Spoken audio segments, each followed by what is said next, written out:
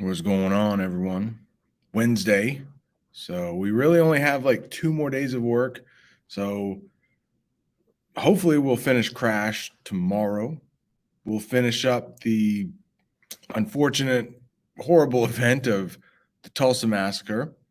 And Friday, got to figure out what can we watch that is going to be entertaining, but I won't get angry letters from parents like, why'd you show this? So we'll have to figure that out. If you have any suggestions, email me. Okay. I probably forget if you tell me now, but email me. You know how to do that, I'm sure. And let me know of a title. I'll look it up and could be. But before we get to that, we got to get through this. Hopefully, we had a good discussion about what happened the day before. The last thing it's a little cold out this morning. The last thing we read was the dad had something to say. Maybe he's going to confess. Hey, I've been a jerk. I'm going to change my ways. I'm so sorry that I put you through this. The hoarding, it all goes away tomorrow. I'm going to work on being a better person. Let's see if that's what he says. Right at the top here. This is him speaking. Now that you're feeling a little better, he says, I want to make sure you only let family in to see you. Nobody else, okay? And soon you'll be home. I see my mother flash him an annoyed look, and Rowan's eyes go wide. I think about fighting him on it because it's stupid, but I'm also really tired and ready to sleep. Who else is there besides family? I say. Of course, Dad. I don't want anybody else seeing me like this. And then we'll talk about why you would steal the food truck just to go see that hooligan. I nod. Fine. He hesitates, then seems satisfied. I yawn, trying not to split my chest in half. I'm really tired, guys. I say. They're talking about sending me home Tuesday. I just want to get there, so I'm going to sleep now. Okay? Top of the next column. Please don't stay. You need your rest too. I'll sleep like a baby with these meds. I'm fine, okay? Of course, Mom says, and she stands up. I'm a little surprised she doesn't argue, but she seems preoccupied. Okay, that big word there. Good word to know and always highlights it. All right, I was going to pause and, hey, does anybody know? All right, preoccupied.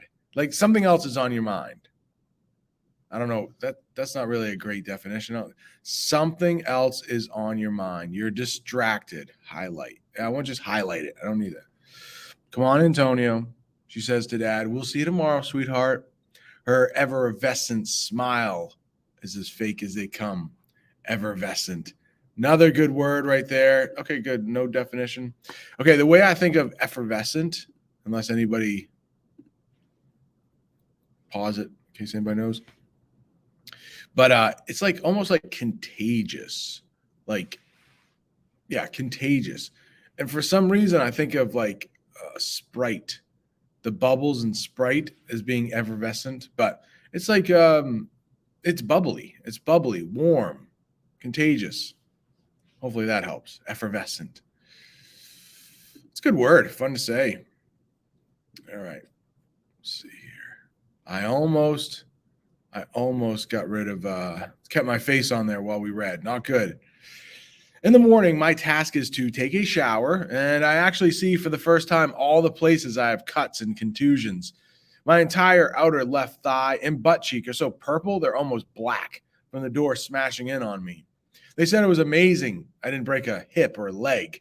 I've got stitches in my scalp, my chin, and one knee, in addition to my stomach from surgery and my knuckle from the crescent wrench.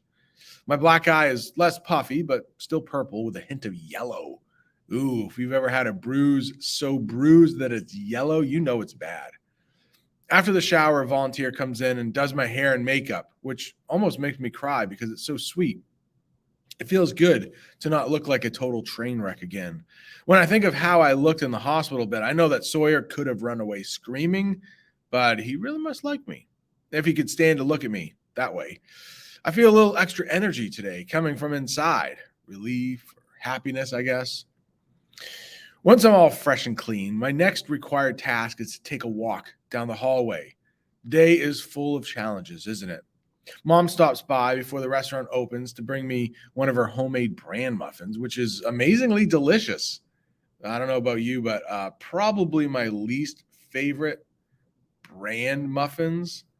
I think, I don't know. I don't know about this yet. I'm not quite old enough yet, but I think bran muffins, bran, like Raisin Bran, I don't know if anybody eats that cereal, but it's helpful for older people so that they can be regular, so they can go to the bathroom.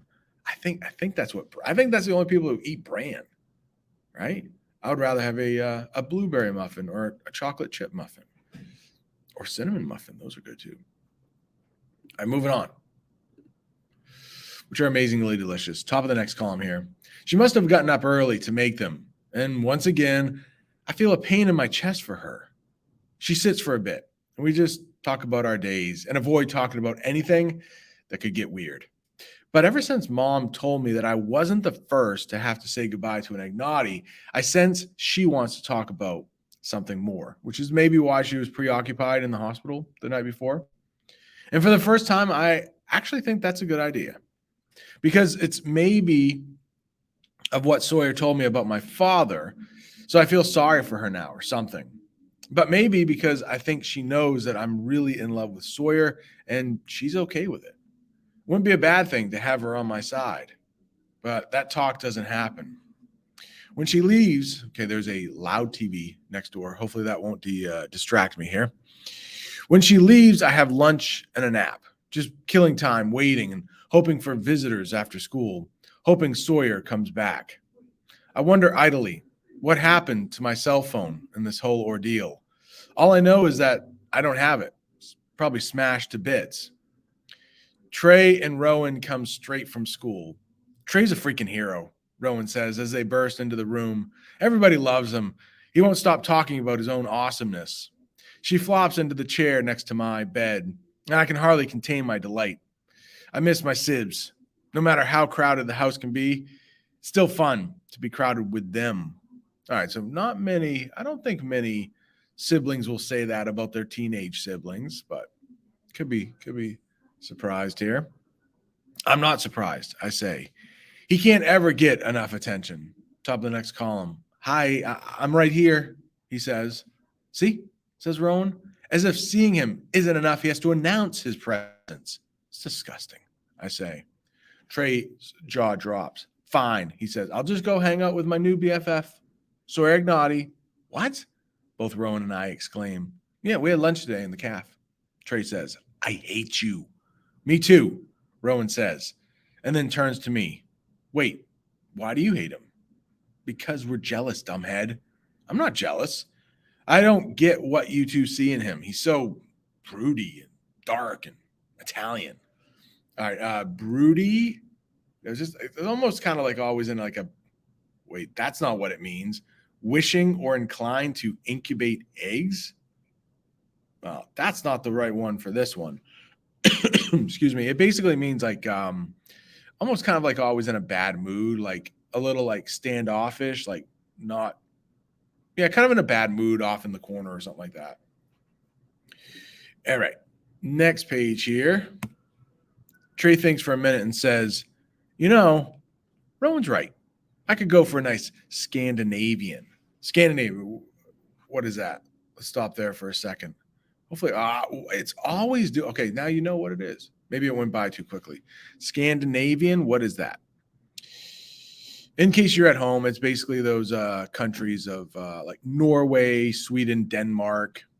Finland is not technically Scandinavian, according to Scandinavians, but Finland, Iceland, those countries there. Rowan agrees with a hearty nod and a secret smile. Blondes are hot. You know who's hot? Trey asks. Jules DeMarco. Amazing what a shower does for that girl. I sink back into my pillows with a grin, feeling like all is well in the world. Okay, so that could be a little bit of foreshadowing there where things are about to go wrong. I don't know, or maybe we are getting towards the end. Let's see how much. We're 93% through the book. Not many pages left here. So maybe things are actually, I mean, we got to wrap this thing up. Like This is just like with your, hang on, big picture here. This is just like with your conclusions for your essay. Like, we're getting so close to the end of the book. We really don't want to introduce anything new, definitely no new conflicts. However, this is a trilogy. So the major ones that have been introduced in this book should end. But since there is a sequel, and then another sequel, Trilogy 3, maybe there might be something towards the end of this book that will relate to the next book. But all the ones we've talked about should pretty much be wrapping up, like the dad, unless he's going to be a major villain in the next book. But the dad should be able to kind of work out his problems. This should not be left lingering at the end of the book. Right. Speaking of the book, back to the book. Here we go. When they leave to get to the restaurant before the rush, there's a knock at the door, and I know it's him. I can feel it. Come in, I say. He pushes open the door and ducks his head in a shy sort of way, which makes my thighs ache, and not because of the bruises. I don't want to know that. He's holding a bunch of grocery store flowers, top of the next column, with a price sticker still on them. He hands them to me awkwardly. I'm sort of new at this, he says. The clerk at Jewel said you'd definitely like these. I squelch a grin. You asked for help? Sure, he said. My cousin Kate said I should bring you flowers. Remember the smoking lady? Which I know. I didn't need her to tell me that. Thank you very much. But I didn't really know, like, what kind. I love them, she says. And I can't stop grinning. And then from his shirt pocket, he pulls something else out and hands it to me. You still like these? It's a butterscotch sucker from their candy jar. I stare at it, take it in my hand. Yeah, I say. I do. Okay, that almost made me cry. And I know there's no question that I will give him a chance to do things differently. Oh, sorry. There's no question that I will give him a chance to do things differently, to stand up for the things he really wants. I love you, I want to say, but it feels very weird today to say something like that. Now that the danger is over, that is, and it appears we'll both live, at least until our parents find out we're hanging out again anyway. I slip my hand in his like it's the most natural thing in the world. And we're talking like sixth graders again, top of the next column, sitting under the slide with our suckers, doing that innocent flirty thing. Every time he says something funny, I laugh, even though it hurts. And when he blinks those long lashes and looks at me with that shy grin, my stomach flips. He stays for hours, and I want the night to go on forever. Sadly, we lose track of time. Okay. Predictions. Stop there for a second. Predictions. Excuse me. What's going to happen? They lose track of time. Maybe the restaurant's closing. Maybe the dad. I don't know. Who knows? But let's find out. Maybe I don't think we'll finish this today. I think we're a little bit too far away, but 38. I wonder how many pages left. Let's see. Well, we know at the bottom, but how many chapters? Ooh. Okay, quite a few. We won't wait. Is there another chapter after this one? Whoa, we might finish today. Can we do that? We can finish today. Let's try to do it. I think. I'll have to read quickly, but we can finish today. And I'm sure some people are like, I don't care. Who cares? This book sucks.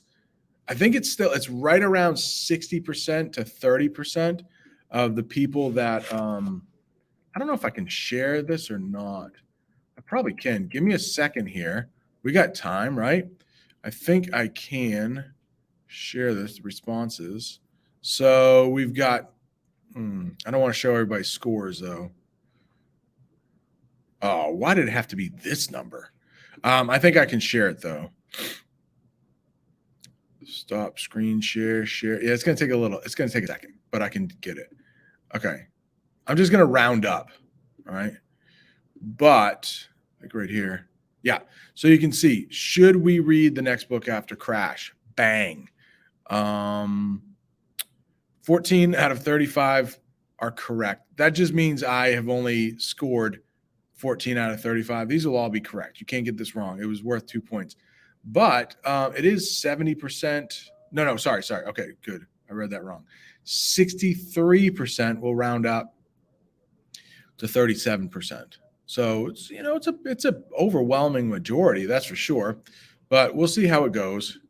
if we're going to keep reading or not. All right, let me switch over to, we'll finish it today. But remember, after, we'll read Gingerbread Girl when we come back from February vacation. And then, if it stays like 62%, we'll see. If it goes up, definitely we will read Bang. All right, it just takes a second here to share. So we'll finish it today. I think we should have enough time. Boom. There you go. Chapter 38. Big screen right here. When my parents come in and see the Ignati boy holding my hand, and they see flowers in the crook of my broken arm, I think my father is going to have an aneurysm. It's basically, when your brain explodes, a blood vessel in your brain pops. Sawyer stands up faster than the speed of light, and his chair topples to the floor behind him. I struggle to sit up. Get out, my father says to Sawyer. Sawyer looks fleetingly to me, like really quickly, then back to my father. Sir, he says, and I feel a rush of warmth when he doesn't just go. Can we talk about this? No, out. My father points to the door. He's being calm, too calm. You're not to see my daughter again. Mr. DeMarco, he says. Trey and Jules saved our restaurant and our lives. And I'm just, well, maybe they shouldn't have done that. Did you look at her? She almost died because of you. I know, sir. We're very great. If you don't get out of this room right now, I will call security. I can hardly breathe. Dad, stop. I say, don't be crazy. I cringe after I say it. He's on his way out anyway. I'm glad he stopped by, and I hope our families pipe dreams. My father says bitterly, pipe dreams means, it's never going to come true. Our families will never be friendly as long as I'm alive. And you, young lady, you're in trouble when you say young lady, right? At least back in the day, had better get that figured out right now. This is over. Do you both hear me? Sawyer stands his ground and stays cool. And in that moment, I see him acting on his own desire to be different from the father and grandfather he described yesterday. I'm sorry you feel that way, sir, he says in a calm voice. Yet he commands the room. I'll leave now, out of respect for you. But I'll never leave Jules again because of something personal that happened between other people. So you might just want to get used to seeing me around. He gives me a look that makes my heart quake, and then he smiles politely at my mother. Thank you for what your family did for my family, Mrs. DeMarco, he says. And then he slips out. Father slams the door behind him. Antonio, my mother says, her voice raised, which is exceedingly rare. He startles, looks at her. What? She shakes her head. Act your age once, will you? Honestly, we're in a hospital for blank's sake. I never heard her talk like that before, ever. Maybe you should go cool off so I don't call security on you. Why? What did I do? That boy did nothing to you. Leave him alone. He is just as his family is, Dad says. Oh, my dogs. I say, disgusted. You don't know anything about him. And if he is as his family is, then what does that make me? Am I just as my family too? A bitter, psychopathic hoarder? Oh, no, she didn't. I don't know if it was the drugs. I think it probably was. I'm pretty good at hiding my thoughts otherwise. At least I didn't call him a cheater. I don't think I did anyway. Everything got a little fuzzy right around then. Mom says a hasty goodbye before he can explode, and she drags him out of the room. By the time I get discharged on Tuesday, my father and I haven't spoken one word to each other, and it looks like we won't be speaking anytime soon. And frankly, I'm really fine with that because he's acting like the biggest blank hole on the planet. I spend the next week and a half at home, and I can't stand it. Top of the next column. No cell phone. Now that's just cruel right there. No cell phone?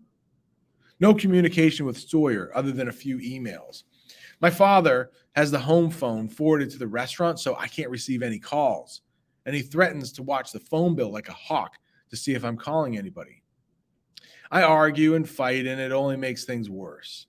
He takes the internet cable with him to the restaurant whenever I'm home alone. Stupidly, I talk him right out of getting me a replacement cell phone, at least until I'm out of this prison and I need one for deliveries. In the evenings, up in our room, Rowan entertains me with a few tidbits about her video chats with Charlie, whose full name is Charlie Broderick Banks, and who really isn't homeschooled. He has a tutor and a house in the Hamptons, and he has never made a pizza in his life. So, house in the Hamptons, that's just a code word for like the guy's rich. Hamptons, it's a little outside New York City, but it's where a lot of wealthy people live. Rowan is going to keep her secret from mom and dad for a while longer. Hopefully, they'll calm down enough to be reasonable about it, but I have a feeling Rowan won't be going to New York anytime soon. And that's really sad because Charlie seems like a good guy. So it does seem like things are kind of wrapping up here. We're getting kind of predictions on the future, like she probably won't be able to go.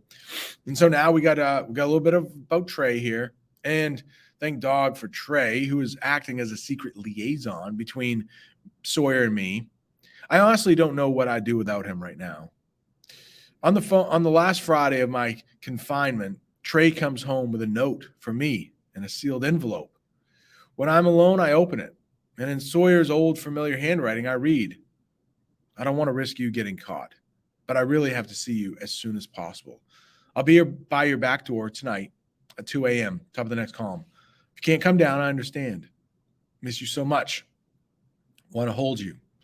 S.A. Gotta be Sawyer Ignati, right? I die a little. No, a lot. I take a nap in the late afternoon to prepare and wait impatiently for everyone to come back up to the apartment to go to bed. I fake sleeping, and finally everyone is sleeping too, I hope. At 1:45 a.m., I slip out of the bed and put my clothes on. I'm starting to get the hang of dressing with my cast on my arm, but it still takes me a while. I peek out the bedroom window. There's a car out there with no fresh snow on it. I think it's his car. I ease my way out of the bedroom, careful not to make any noise with doors, grab my coat, sneak down the stairs, taking each step gingerly. We know that, right? Gingerly. I just want to make sure my face wasn't on the screen. It's the book, which it is. Good. All I know is that if I get caught, I sure as hell can't run very fast right now. When I open the door, Figure gets out of the car and closes the door softly. And then he lopes over a snowdrift, comes to me. I bite my lip, close the door behind me. Oh no, did she get locked out? The grin I expect isn't there. Only an anxious, hungry look. He reaches for, I don't want to read this, do I? It's not that bad. Okay. Just read this, okay, on your own. Yeah. All of this, all of this. This is bad. Okay. You read that. I'll be here. They're kissing. They're still kissing. They're still kissing. Keep reading that if you want. How about they're kissing a lot? Okay. All right. Moving on. If you want to watch this like later and pause it or whatever, but okay, just kissing, but still, that's a lot. Okay. Still? Okay. All right, more here. We stopped. Thank you for stopping for air at least. Okay. Highlighted part. I'm not reading that. I don't want to read about tongues. All right. But I will read the next part of the highlighted stuff. I mean, it's somewhat like we had to, right? At some point, it figured like we had to have like some major kissing scene. I mean, it was leading up to that. But it wouldn't be fair for the author to just like, hey, they kissed, blah, blah, blah, move on. You know, she had to spend some time on that. But a 46-year-old man doesn't have to read about a couple teenagers kissing like that. It wasn't just a little peck on the cheek. It was a bit more. All right, moving on. So the highlighted part, we're not reading. You can feel free to read it yourself. That's perfect on your own. I feel like I can overcome that. If I can overcome that, I can overcome anything. And while it won't be fun to fight my dad, I will do what is necessary to allow myself to have this moment again and soon. I won't let him take this from me. Not now, not ever again. As long as Sawyer is with me, we can do this. I look up at him, touch his cheek. Hey, I say softly, my voice stuck somewhere south of my throat. That was totally worth a trip down the stairs. But he didn't smile. He just looks at me with this fear in his eyes, and my heart drops to my gut. What's wrong? I whisper. He opens his mouth to say something. Then he closes it again. Jules, he says, like it's agony to say it. It's all he can say. I stand up straight, grip his jacket. What's going on? And then I suck in a breath. Is this a goodbye?